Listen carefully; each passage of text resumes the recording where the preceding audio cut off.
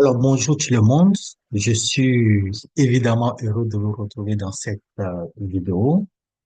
Je me nomme Kevin Messin AMTP. Je suis analyste, contrôleur de gestion et passionné du business intelligence. Alors, dans le cadre de notre formation sur le contrôle de gestion et la modélisation financière, plus précisément au niveau de notre module contrôle de gestion commerciale, on avait parlé de la rentabilité des produits. Donc, à la fin, je me suis dit, mais pourquoi pas ne pas utiliser la simulation Monte Carlo quand on est dans le cas de la rentabilité des produits. Donc, c'est ce que nous allons faire, c'est l'objectif de notre vidéo. Donc, on va aller évidemment au niveau de notre fichier Excel. Parfait. Alors, il y a déjà les informations, ce qu'on avait déjà fait au niveau de notre formation sur le contrôle de gestion. Donc, nous, ici, on va faire deux choses. Premièrement, on va essayer de faire la rentabilité de manière simple et aussi, on va essayer de faire la rentabilité en tenant compte, évidemment, de la simulation Monte Carlo. Donc, de manière simple, on nous a donné, on est allé chercher, évidemment, l'investissement, il y a le cash flow aléatoire qu'on a ici. On passe sur 10 ans, on a le taux et on a évidemment le cash flow, notre investissement initial qui est là. Donc, on va avoir les 10 ans pour pouvoir les avoir ici. Donc, si je prends, par exemple, égal, je fais appel à la fonction séquence, donc nous on veut sur 10 ans, donc je mets 10. Voilà ce qu'on a. Donc, disons, premièrement, de manière simple, on part sur l'hypothèse d'avoir des cash flows qui sont identiques, de manière simple d'abord. Et pour cela, au niveau de la partie, notre valeur actuelle nette, pour pouvoir calculer, on va faire évidemment appel à la fonction van. Alors, entre parenthèses, donc quand je prends van, quand j'ai tapé van, vous voyez qu'il y a deux van ici. Il y a van tout court, il y a van PMI. Donc, il faut essayer de faire la différence entre les deux. Je pense que j'ai déjà fait une vidéo par rapport à ça. Je vais mettre ça en commentaire. Vous pouvez essayer de regarder la différence entre les deux vannes. Donc, ici, je prends van tout court. Ce qui m'intéresse d'abord, la première condition, c'est d'avoir le prix. Donc, on va aller chercher notre coût moyen qu'on a au niveau de la cellule C7. Après, je mets point virgule. Maintenant, deuxième condition, c'est de pouvoir aller chercher, disons, la plage des données par rapport à notre cash flow. Donc, on va aller chercher, on va aller prendre de la cellule 11 jusqu'à arriver au niveau de la cellule 20. Après, on ferme la parenthèse. Alors, on est dans le cas de VAN, la valeur actuelle nette. Donc, on ne va pas oublier notre investissement du départ. Et ici, quand on remarque, notre investissement du départ est déjà en 6 mois plus. Donc, je fais juste plus notre investissement du départ égal. Donc, si on se base uniquement que de manière provisoire sur la vanne, on va dire que notre projet n'est pas rentable parce qu'on a la valeur actuelle qui est inférieure à zéro.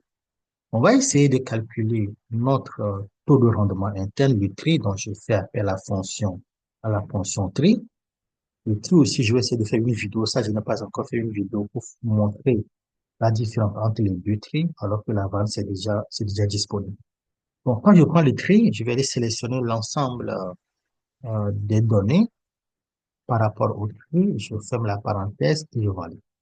Donc, pour l'instant, de manière provisoire, voilà ce que on a.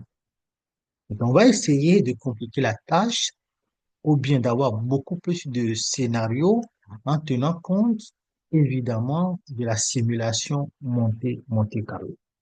Donc, ici, qu'est-ce que j'ai?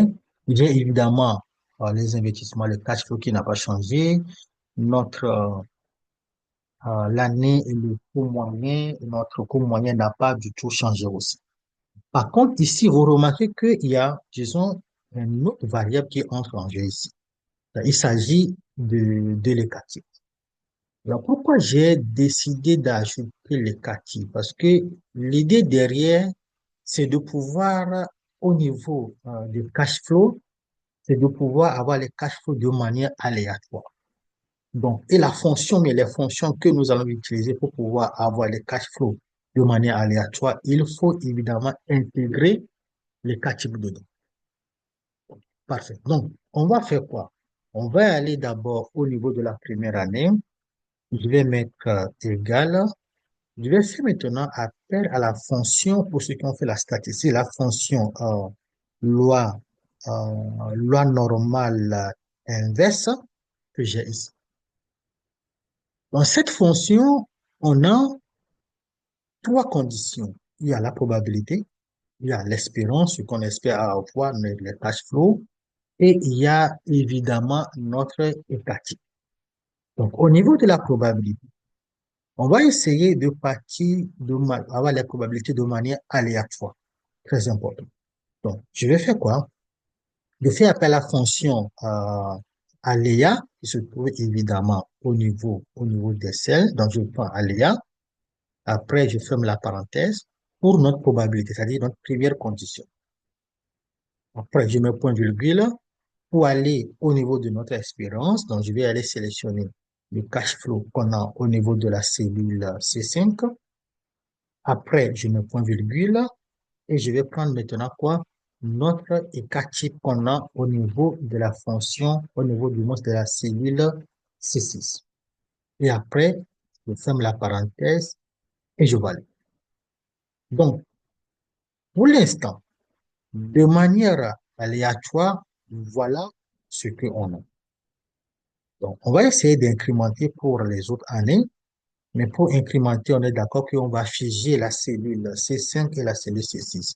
Donc, sur ma machine, c'est FN, F4. Ici aussi, FN, F4. Mais nous, on pas incrémenter au niveau de, disons, de la ligne. Donc, je vais enlever le dollar qui est avant le C5, qui est avant le C du 5. La même chose aussi pour le C6, le dollar qui est avant le C. Et je valide. OK. Maintenant, à partir de là, je peux maintenant faire quoi? Je peux l'incrémenter pour aller au niveau de la 10e année.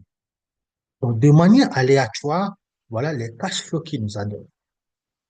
L'avantage d'utiliser la fonction loi normale inverse ici, c'est que, et combiné avec aléa, c'est de pouvoir, quand je pars par exemple au niveau de la formule, vous allez voir à notre gauche, il y a calcul, calculer maintenant. Donc, à chaque fois quand je clique sur calculer maintenant, qu'est-ce que vous remarquez? Vous remarquez que les cash flows changent de manière aléatoire. Donc, c'est ça vraiment, c'est vraiment important. Donc, à partir de là, on peut calculer notre vanne. Donc, je prends la vanne. Dans la vanne, on a le taux. On va aller prendre évidemment le taux. Je mets maintenant point virgule. On va aller sélectionner évidemment l'ensemble de notre cash flow. Je ferme la parenthèse et je vais ajouter l'investissement. Donc, si on se base pour l'instant sur la valeur actuelle nette ici, on va dire que le projet n'est pas rentable parce que on a la valeur actuelle nette qui est inférieure à zéro, donc le projet n'est pas du tout rentable. Derrière maintenant, on va calculer notre taux de rendement interne. Allez, entre parenthèses, je ne sais pas si vous avez remarqué, quand je fais van, quand j'ai tapé van, vous voyez qu'il y a deux vannes qu'on voit. Il y a la vanne et il y a la vanne tout court, il y a la vanne périodique.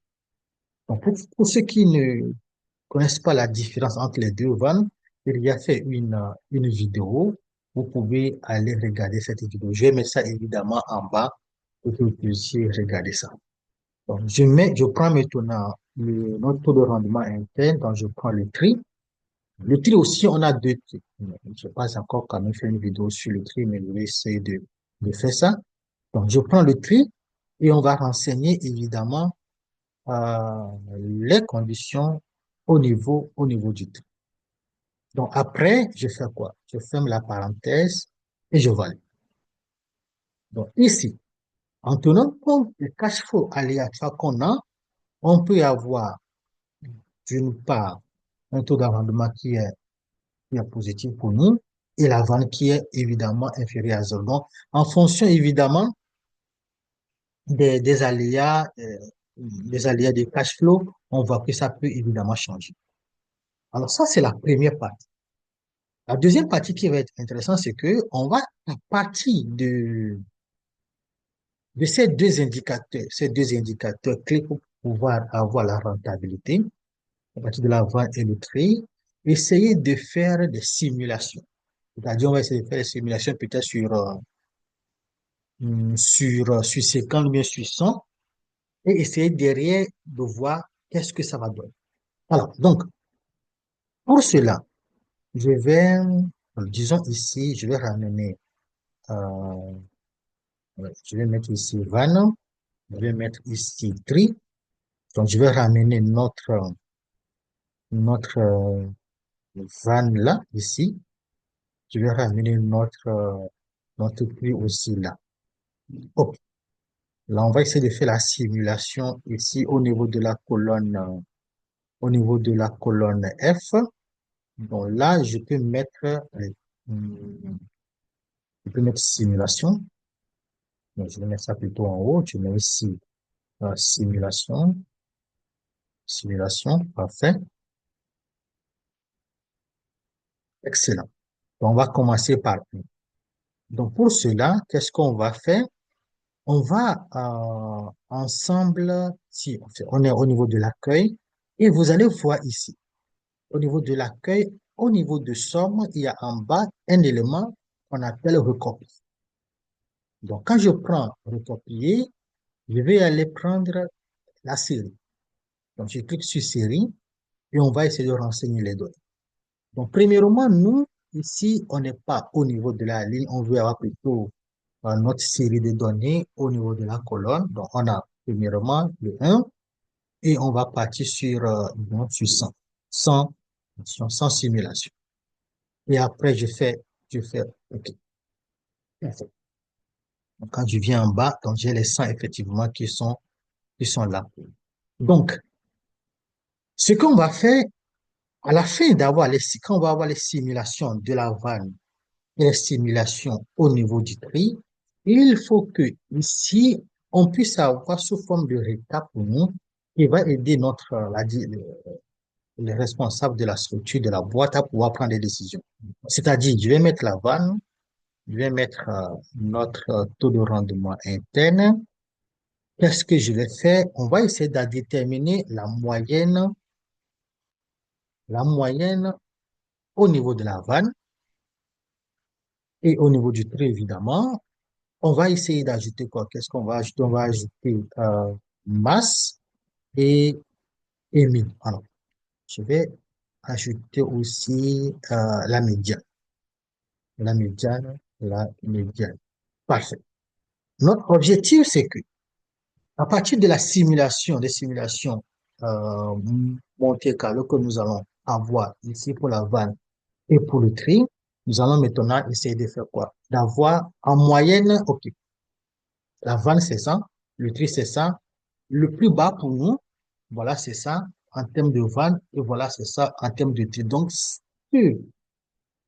notre récap va servir maintenant évidemment d'indicateur clé pour nous pour que les dirigeants puissent prendre les décisions. Donc, pour faire la simulation, qu'est-ce qu'on fait?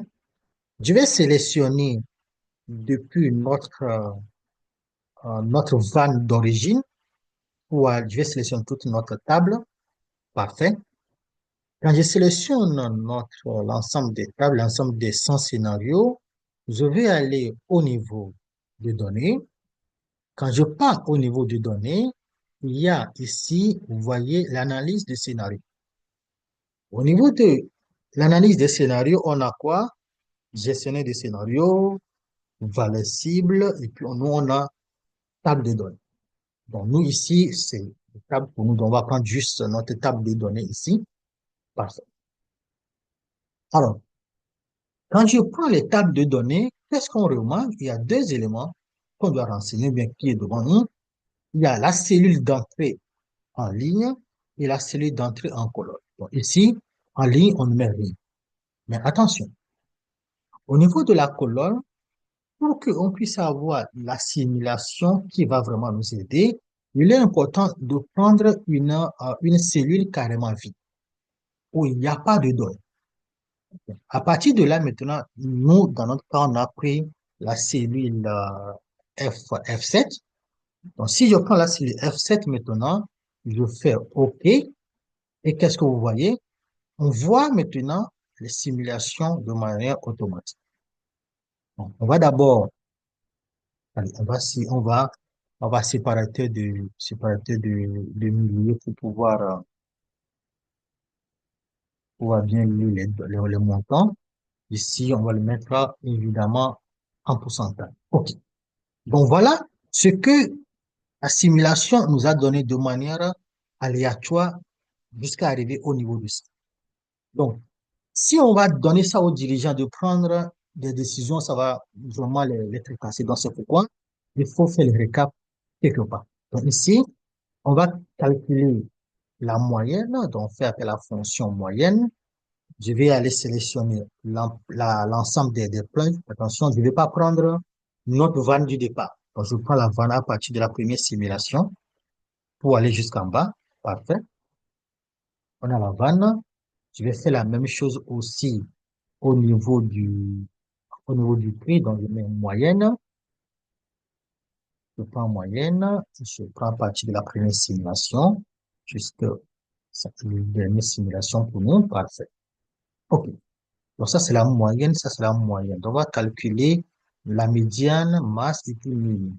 Alors, pour calculer, je peux incrémenter, mais attention, avant d'incrémenter, je vais figer les plages une plage de données pour que ça puisse ne pas, disons, bouger pour nous. Attention, FN, F4, parfait. OK. Donc, si j'incrémente pour venir en bas, ici aussi pour venir en bas, c'est bon, mais on va changer. Ici, ce n'est plus la moyenne, donc je vais mettre ici quoi? Je vais mettre la médiane. Je prends la médiane et je valide. Après la médiane, je vais prendre masse, je valide. Après, je prends notre valeur actuelle nette, le minimum. Je prends min et je valide. Parfait. Voilà ce que on a. On va faire la même chose aussi pour le prix, évidemment. Donc, je prends ici, je prends la médiane. Parfait. Attention, qu'est-ce que je fais? La moyenne, c'est bon. Voilà. Ici, la médiane, c'est bon. Ici, on va prendre quoi? Je vais prendre masse. C'est bon. Et puis, je vais prendre ici, minimum.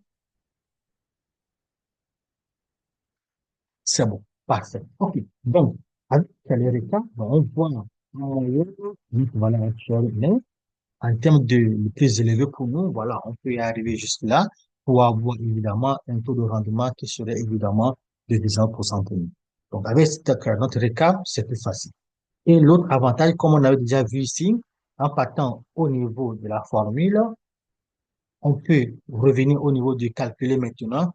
Donc, chaque fois quand je clique dessus, vous voyez que ça va s'actualiser en fonction, évidemment, des données on va avoir. Donc, à travers ça, on peut évidemment prendre des décisions sans pour autant se focaliser uniquement que peut-être sur deux ou bien trois scénarios au niveau de la boîte. Donc, voilà ce que je voulais vous montrer aujourd'hui dans le cadre de la simulation Monte Carlo. On va encore revenir là-dessus avec d'autres cas.